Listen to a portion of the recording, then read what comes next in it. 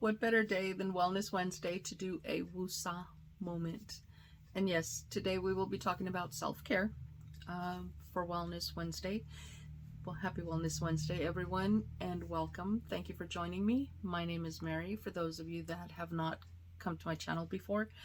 And today I have a mask that has to do with the self-care, and it is the Sommerville Exfolicate. I actually used this while I was in the shower. That is when it activates a little better because of the steam of the shower. It is a 2-minute exfoliating mask. Feels amazing. It goes a little deeper than if you just do a superficial exfoliating granule type mask. Being that it does go a little bit deeper, it does require, at least on my skin, a little more intense hydrating, moisturizing, and nourishing type mask. So today I chose the Korres Hydrobiome, and this is a probiotic super dose facial mask. And this is a mask that actually contains Greek yogurt, and it does feel like you have yogurt on your face. It also feels super cold because I do keep the mask in my refrigerator. This is one of the two, because I do have another mask that I often use with the Exfolicate and anytime that I do facial peels, because they are more hydrating and nourishing than the other masks that I have, even a sheet mask. That is just how my skin reacts to it, and that is the reason that I use it. But let's go ahead and stop talking about the mask and let's go ahead and go into the questions that I have, because I do have some questions that we should be asking ourselves on a daily, just to ensure that we are taking care of ourselves. And these are things that I felt I could bring to you all. These are actually questions I have asked myself many times, and some new questions that I should have been asking myself before. I'm not here as a professional, and I'm not here to give you advice or tell you what to do. I am simply here sharing what I do and have done in order to take care of myself. But let's go ahead and go into the questions. I did write 10 of them down. There were quite a few of them, but I wrote the ones that had more to do with what I have been dealing with, because anxiety has been one of those things that I've been dealing with lately. And you know, most days I'm just go, not stopping, not taking a break, and therefore causing a lot of trickle effects that have caused me to neglect myself, neglect my skin, and I need to get back on track. And I'm working on that. I really am working on that. So let's go ahead and talk about slowing down. We need to make time. We have to make the time to take care of ourselves. That is the only way that we're going to function. If we don't take care of ourselves, no one else is going to do it for us. And if we are not well, we're not going to be able to help anyone. That is just something that is known. When you become a caregiver, caregivers often, because they're taking care of everyone else, often forget to take care of themselves. And eventually, they're the ones that end up requiring someone else to come in and do their care. So let's not let ourselves get to that point. We have 2 different questions that I felt were kind of the most important ones, at least for me. One of them has to do with, how are you really doing? And I don't think we ask ourselves that too often. How are you doing? How are you feeling? How are you doing your day-to-days, and taking care of yourself as well? The second one is, what do you need? And what do you need is often one that we do not ask ourselves because we don't want to face the reality. What we need is some time to ourselves. And many times we fail to do that. I am one of those people that failed to do that quite often.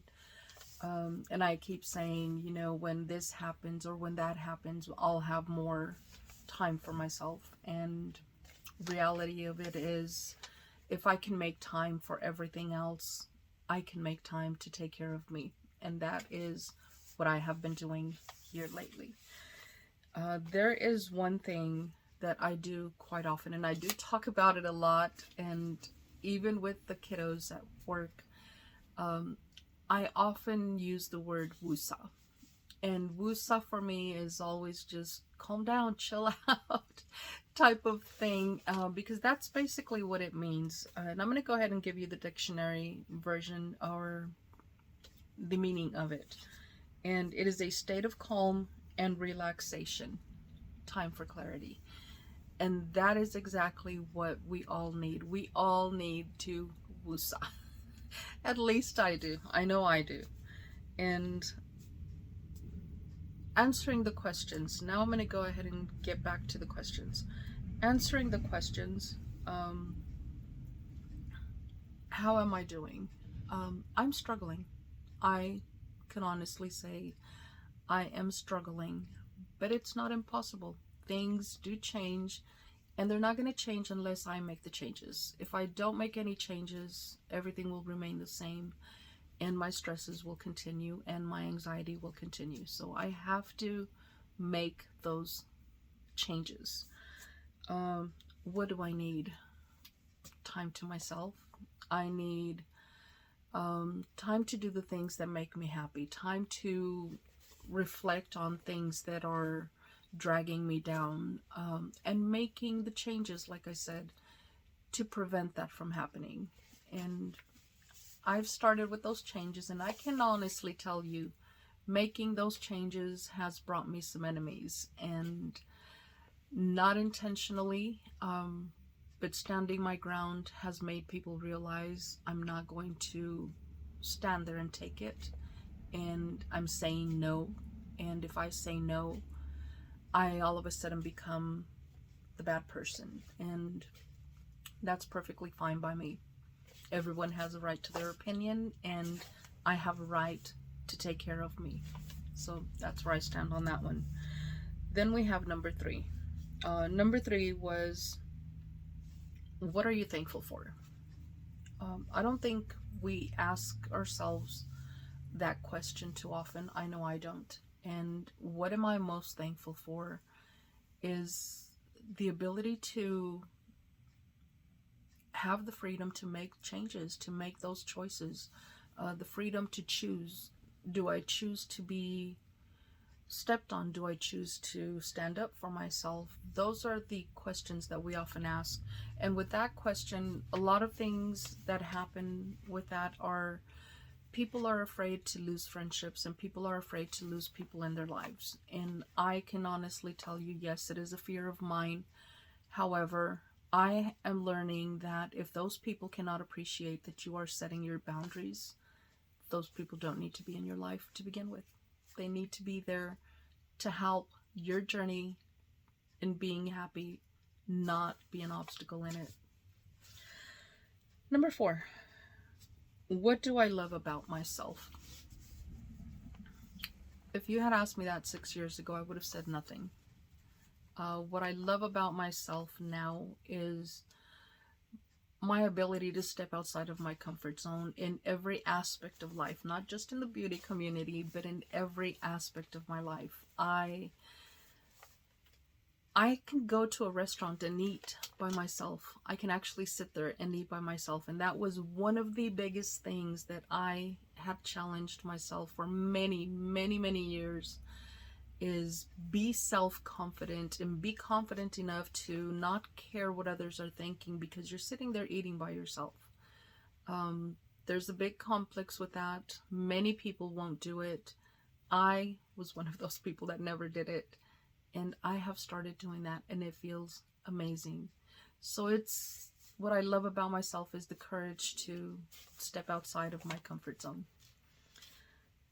Now let's go to number 5.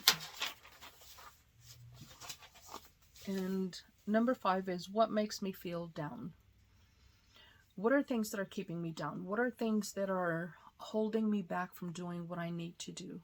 Those are the things that are keeping me down, and those are the things that I am struggling with in trying to overcome. One step at a time is what I'm taking it, and one struggle one obstacle at a time. And like I said, I'm making some enemies along the way, but it is what it is, and that's how I'm going to justify it. If they can't be happy for you, then they don't need to be with you. Do I follow the advice I give others? No. More times than not, I do. But there are often moments when I am trying to tell people what I see that is happening with them, and not necessarily as an advice, but just encouragement. I encourage them to do things to better themselves, and more times than not, they do follow it, they succeed. However, I stay without that same advice. I tend to not do what I ask others to, or ask of others, and sometimes I pay the price for it. Number 7, what are the positives in my life? The positives in my life is the knowledge that, or me knowing that God loves me. No matter what, God loves me. And knowing that helps me be able to love myself and in turn love others. So those are pretty much the positives. Being able to take in the positives and be able to give them back out. Number 8, if I had time, what would I do?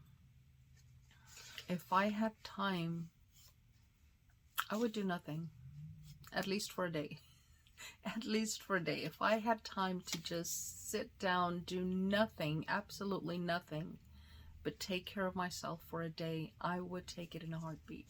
And then I could go ahead and do other amazing things once I'm okay with myself. Number 9, is there negativity I can cut out of my life? Yes, absolutely.